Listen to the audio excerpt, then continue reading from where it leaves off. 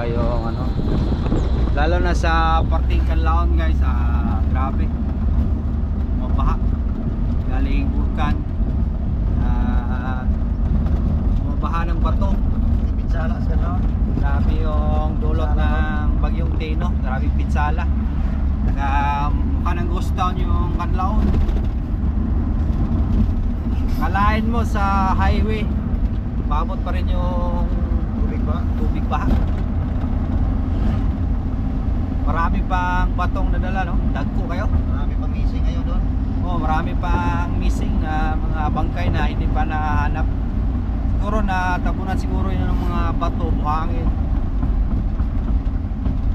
Ongoing pa yung paghahanap ng mga na-missing doon sa Canlaon. Lahat ng mga tulong dito sa mga LGU, bawat lungsod, puntahan na kung anong maitulong doon. Mga relief goods, marami na ding pupunta doon, mga vlogger. Meron mga vlogger na hindi ka punta doon. Oo. Hindi kami pinapayagan na pupunta doon. Delikado kasi yung area.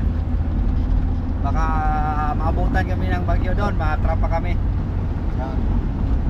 Dito lang kami sa malapit. Oo, malapit na kami. Update lang tayo guys. Pag nandun kami sa spot, sa punta namin, yun ang kita yung kaon eh, no? Bukol. Grabe talaga yung bagyo. Pero mas grabe yung Odette na 2021 dito na dumaan. Grabe yung pinsala. Hindi lang yung namatay na sa ulit. Oh, lakas na yung hangin. Yung maraming namatay ngayon. Oh.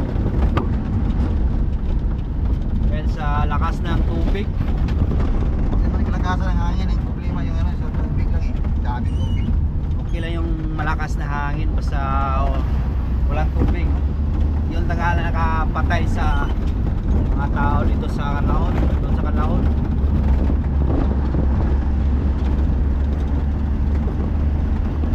Biruin nyo mga bato na malalaki kasi malaki ng bahay na anod pa.